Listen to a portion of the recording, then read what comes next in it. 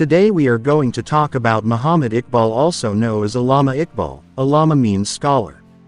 Muhammad Iqbal, also known as Sir Muhammad Iqbal, was a poet and philosopher known for his influential efforts to direct his fellow Muslims in British-administered India toward the establishment of a separate Muslim state, an aspiration that was eventually realized in the country of Pakistan. He was knighted in 1922. Iqbal was born at Sialkot, India, now in Pakistan, of a pious family of small merchants, and was educated at Government College, Lahore. In Europe from 1905 to 1908, he earned a degree in philosophy from the University of Cambridge, qualified as a barrister in London, and received a doctorate from the University of Munich. His thesis, The Development of Metaphysics in Persia, revealed some aspects of Islamic mysticism formerly unknown in Europe. On his return from Europe, he gained his livelihood by the practice of law, but his fame came from his Persian and Urdu language poetry, which was written in the classical style for public recitation. Through poetic symposia and in a milieu in which memorizing verse was customary, his poetry became widely known. Before he visited Europe, his poetry affirmed Indian nationalism, as in Naya Shawala, The New Altar, but time away from India caused him to shift his perspective. He came to criticize nationalism for a twofold reason. In Europe it had led to destructive racism and imperialism, and in India it was not founded on an adequate degree of common purpose. In a speech delivered at Aligarh in 1910, under the title, Islam is a Social and Political Ideal, he indicated the new pan-Islamic direction of his hopes. The recurrent themes of his poetry are a memory of the vanished glories of Islam, a complaint about its present decadence, and a call to unity and reform. Reform can be achieved by strengthening the individual through three successive stages: obedience to the law of Islam, self-control, and acceptance of the idea that everyone is potentially a vicegerent of God. Furthermore, the life of action is to be preferred to ascetic resignation. Three significant poems from this period, Shikwa, the complaint, Jawab-e-Shikwa, the answer to the complaint, and Khazir-e-Ra, Khazir, the guide, were published later in 1924 in the Urdu collection Bang-e-Dara, The Call of the Bell. In those works Iqbal gave intense expression to the anguish of Muslim powerlessness. Khazir, the Quranic prophet who asks the most difficult questions, is pictured bringing from God the baffling problems of the early 20th century. Notoriety came in 1915 with the publication of his long Persian poem Asrar-e-Khudi, The Secrets of the Self. He wrote in Persian because he sought to address his appeal to the entire Muslim world.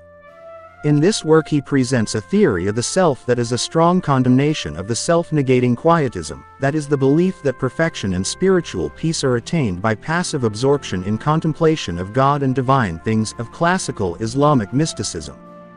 His criticism shocked many and excited controversy. Iqbal and his admirers steadily maintained that creative self-affirmation is a fundamental Muslim virtue. His critics said he imposed themes from the German philosopher Friedrich Nietzsche on Islam. The dialectical quality of his thinking was expressed by the next long Persian poem, Rumuz-e-Baiqudi, 1918.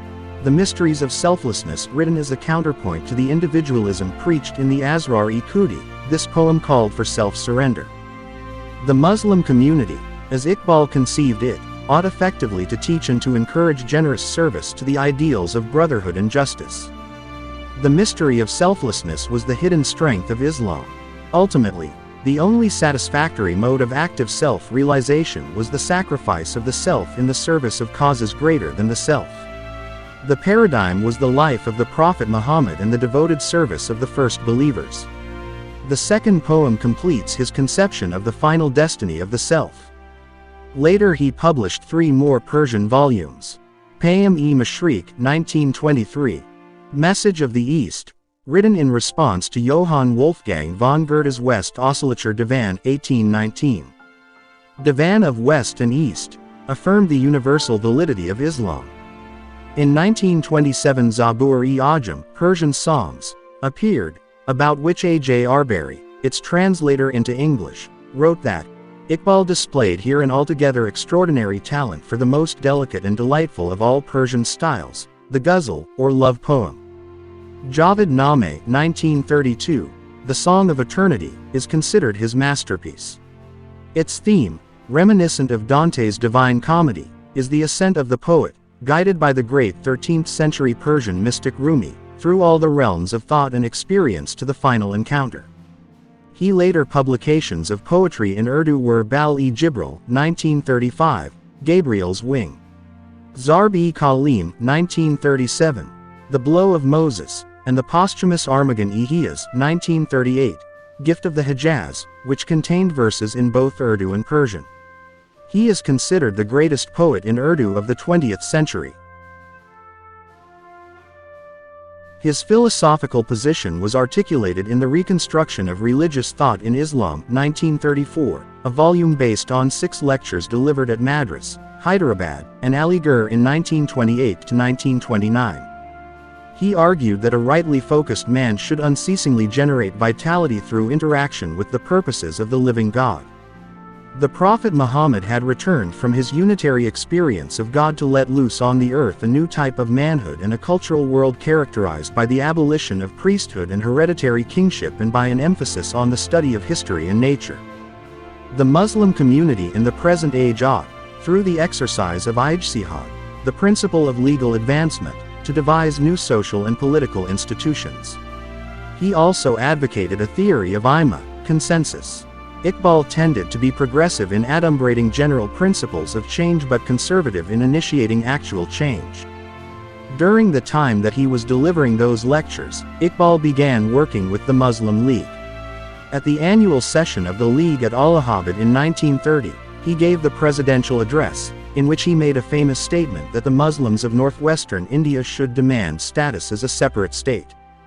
After a long period of ill health, Iqbal died in April 1938 and was buried in front of the great Badshahi Mosque in Lahore. 2 years later the Muslim League voted for the idea of Pakistan, which became a reality in 1947. He has been acclaimed as the father of Pakistan, and Iqbal Day is celebrated by Pakistanis on November 9.